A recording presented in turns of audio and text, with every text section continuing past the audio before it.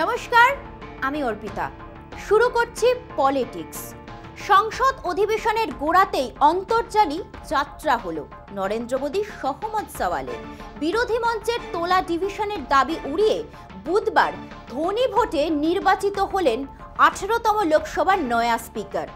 India জোটের প্রার্থী কে সুরেশকে হারিয়ে স্পিকারের চেয়ারে ওম বিড়লা বসলেন ঠিকই, কিন্তু বিরোধীদের তোপে পড়ল নির্বাচনী প্রক্রিয়া। তৃণমূলের সর্বভারতীয় সাধারণ সম্পাদক অভিষেক বন্দ্যোপাধ্যায় তো বলেই দিলেন, ডিভিশন না দেওয়ার অর্থ শাসক দলের কাছে সংখ্যাগরিষ্ঠতা নেই, সরকারের পতন সময়ের অপেক্ষা।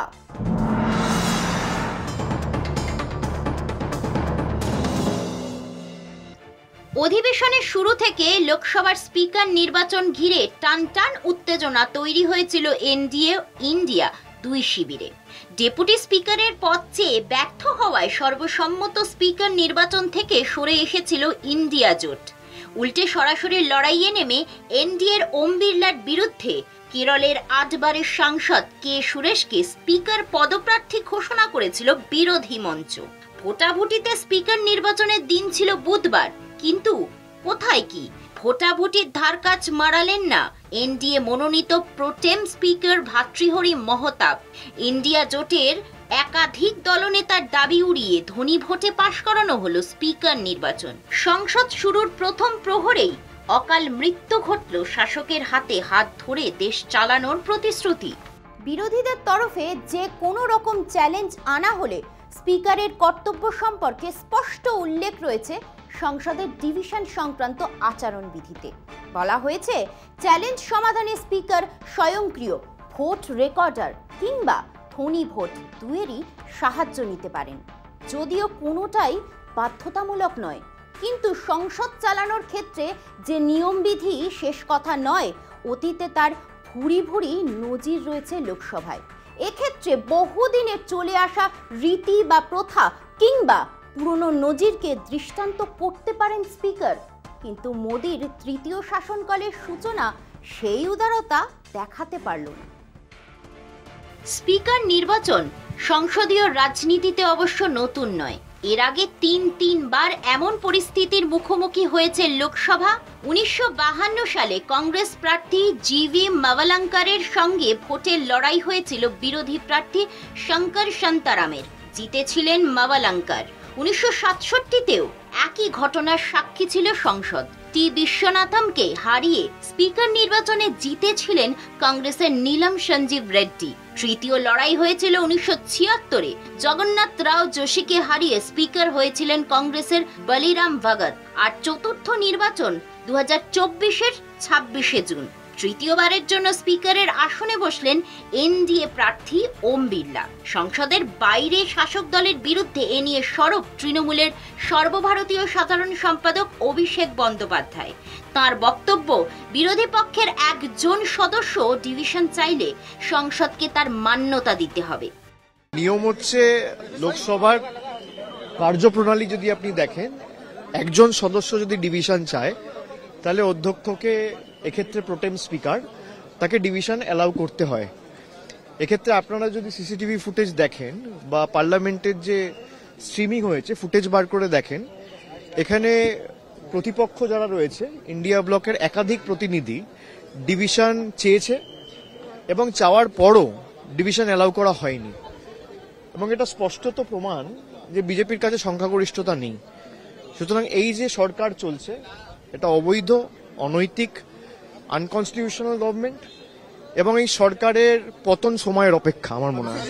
স্পিকার নির্বাচনে অভিষেকের মুখে ডিভিশন চেয়ে নাকচ হওয়ার দাবি শোনা গেলেও ঠিক উল্টো সুর ইন্ডিয়া জোটের সবচেয়ে বড় শরিক কংগ্রেসের গলায়। কংগ্রেস নেতা জয়রাম রমেশের স্বীকারোক্তি, ডিভিশন চাওয়া হয়নি এবং সেটা যে সহমত ও সৌহার্দ্যের খাতিরেই, তাও স্পষ্ট করেছেন কংগ্রেসের প্রবীণ নেতা। करनी और करनी के बीच में जमीन आसमान का फर्क है। पर हमने कहा कि हम डिवीजन मांग कर सकते थे, पर हमने नहीं किया क्योंकि चाहते थे कि एक हम सहमति बने, एक माहौल बने।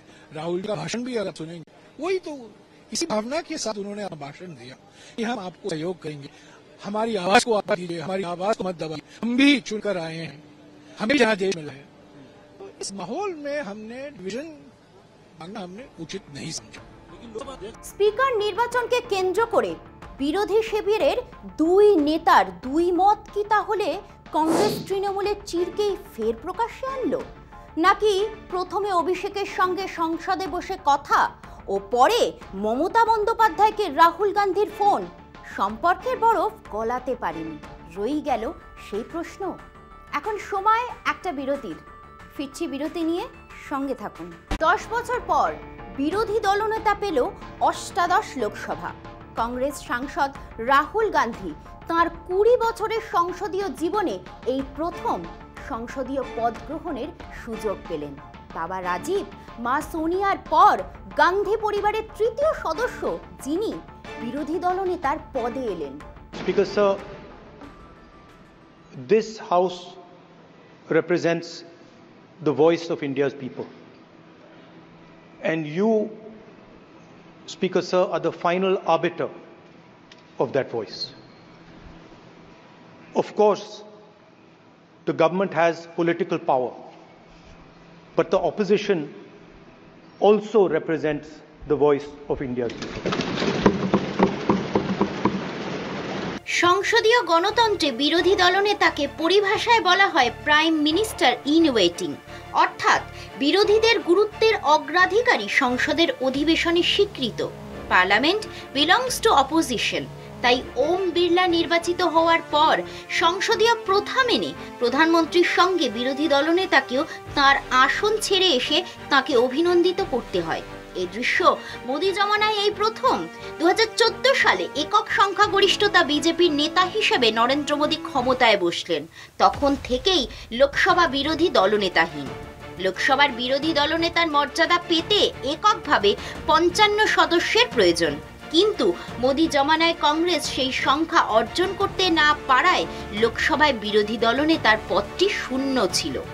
তৃতীয় দফায় একটানা দেশের প্রধানমন্ত্রী হলেও এই প্রথম মোদির দল বিজেপি একক শক্তিতে ক্ষমতায় বসতে ব্যর্থ হয়। ফলে এনডিএর শরিক দলের ভরসায় সংখ্যাগরিষ্ঠতা মেলে বিজেপির। উল্টো দিকে এবার বিরোধী ও শাসকের সদস্য সংখ্যার ব্যবধানও অনেক কম। বস্তুত বেশ কিছু দুর্বলতা নিয়েই তাঁর তৃতীয় ইনিংস শুরু করতে হচ্ছে মোদিকে। গত 2 দফার চাইতে অপেক্ষাকৃত শক্তিশালী বিরোধী শিবির।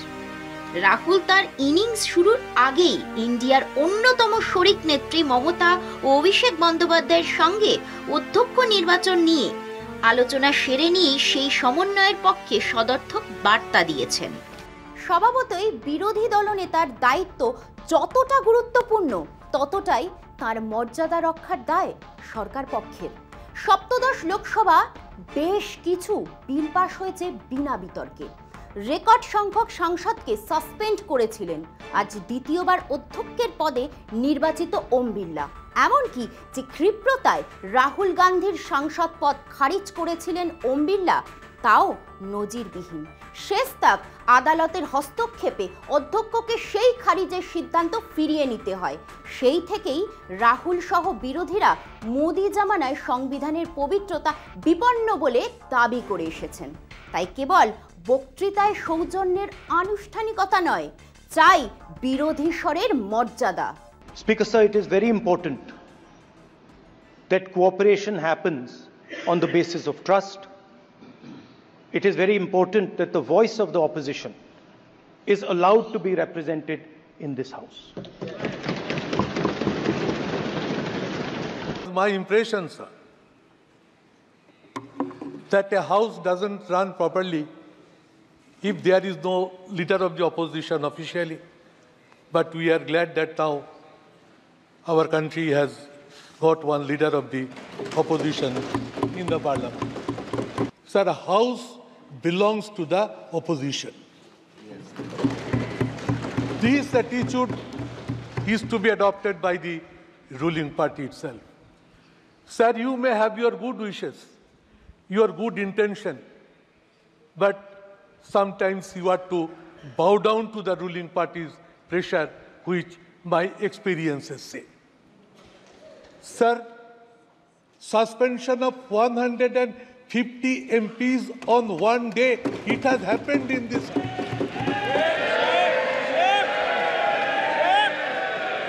sir, it is not desirable, sir. Rahul Gandhi কংগ্রেসের সদস্য হলেও ইন্ডিয়া শরিকদের সহমতের ভিত্তিতেই বিরোধী দলনেতা হয়েছেন। সমস্ত শরিক দলের কাছে বিশ্বস্ত থেকে সমন্বয়ের গুরু দায়িত্ব রয়েছে তাঁর কাঁধে। তবে পরীক্ষা একতরফা নয়। অধ্যক্ষ পদে ওম বিড়লার ভূমিকা নিয়ে যতই মোদি বাগাড়ম্বর করুন না কেন, বিগত লোকসভায় সদস্য সাসপেনশনের কলঙ্ক তাতে ঢাকা যায় না। তাই বিরোধী স্বরের মর্যাদা পুনরুদ্ধারে অষ্টাদশ লোকসভায় সরকার পক্ষ থেকে অধ্যক্ষ কী ভূমিকা নেয়, এখন সেটাই দেখার। এখন সময় আরও একটা বিরতির। ফিরছি বিরতি নিয়ে, সঙ্গে থাকুন। লোকসভা ভোটের ফল প্রকাশ হয়ে গিয়েছে, প্রায় 1 মাস হতে চলল। এখন আর রাজ্যের বিরোধী দলনেতা শুভেন্দু অধিকারীর কোনো হুঙ্কার শোনা যাচ্ছে না। 1 মাস আগেও ভোটের প্রচারে জেলায় জেলায় শুভেন্দু যে ভাষায় শাসক দলকে হুমকি দিতেন ফল প্রকাশের পর, সেসব বেমালুম উধাও। বিধানসভার উপনির্বাচনেও তাকে প্রচারে দেখা যাচ্ছে না। রাজ্য বিজেপির সভাপতি সুকান্ত মজুমদার কেন্দ্রের মন্ত্রিত্ব পেয়ে দিল্লিতে ব্যস্ত। পরবর্তী রাজ্য সভাপতি কে হবেন তার ঠিক নেই। রাজ্য কংগ্রেসের মতো রাজ্য বিজেপিও তেমন ছন্ন ছাড়া। এবারের লোকসভা ভোটে বিজেপির কেন্দ্রীয় নেতৃত্ব শুভেন্দুকে অনেকটাই আপার হ্যান্ড দিয়েছিলেন। প্রার্থী বাছাই থেকে শুরু করে প্রচার সবেতেই তাঁর একটা বিশেষ ভূমিকা ছিল। বলা যায় শুভেন্দুর ওপর দলের শীর্ষ নেতৃত্ব অনেকটাই ভরসা রেখেছিলেন, কিন্তু সেই ভরসার দাম দিতে পারেননি বিরোধী দলনেতা। প্রশ্ন উঠেছে, দিল্লির নেতারা কি শুভেন্দুকে ধমকেছেন? তাই কি তিনি নিজেকে একটু গুটিয়ে নিয়েছেন? শুভেন্দু নিজে অবশ্য দাবি করেন তিনি সংগঠনের কাজে কখনো হস্তক্ষেপ করেন না। তিনি বলেন, অনেকে দলের ভালো হলে নিজের কৃতিত্ব জাহির করেন, খারাপ হলে দায় আমার ঘাড়ে ফেলেন। প্রার্থী নির্বাচন, প্রচার কৌশল, এই সবটাই কিন্তু সংগঠন তৈরি করে। ভারতীয় জনতা পার্টিতে সংগঠনের একটা সিস্টেম রয়েছে। আমি রাজ্যের কোর কমিটির সদস্য, 15 জন না 18 জন আছে। সেই কোর কমিটির মিটিংয়ে যদি ডাকে, সেখানে যদি আমাকে কিছু বলতে বলা হয় বা আমি মনে করি যে বলবো বা সাইলেন্ট থাকবো, অনেক সময় সাইলেন্ট থাকি, আর অনেক সময় বলার যদি প্রয়োজন মনে করে বলি, আবার জিজ্ঞেস করলেও নির্বাক থাকি না, উত্তর দেওয়ার চেষ্টা করি, তা সেখানেই বলবো। ভোটের ফল প্রকাশের পর রাজ্যের বিরোধী দলনেতাকে প্রকাশ্যেও দেখা যাচ্ছে না খুব একটা। ভোট পরবর্তী হিংসার ঘটনায় আক্রান্তদের নিয়ে রাজভবনের সামনে ধর্নায় বসতে চেয়েছিলেন তিনি। পুলিশ তার অনুমতি না দেওয়ায় তিনি কলকাতা হাইকোর্টের দ্বারস্থ হন। এরই মধ্যে বিরোধী দলের মুখ্য সচেতক হয়ে গেলেন শুভেন্দু ঘনিষ্ঠ বলে পরিচিত শঙ্কর ঘোষ। তা নিয়েও বিজেপির মধ্যে কোনো হইচই দেখা গেল না।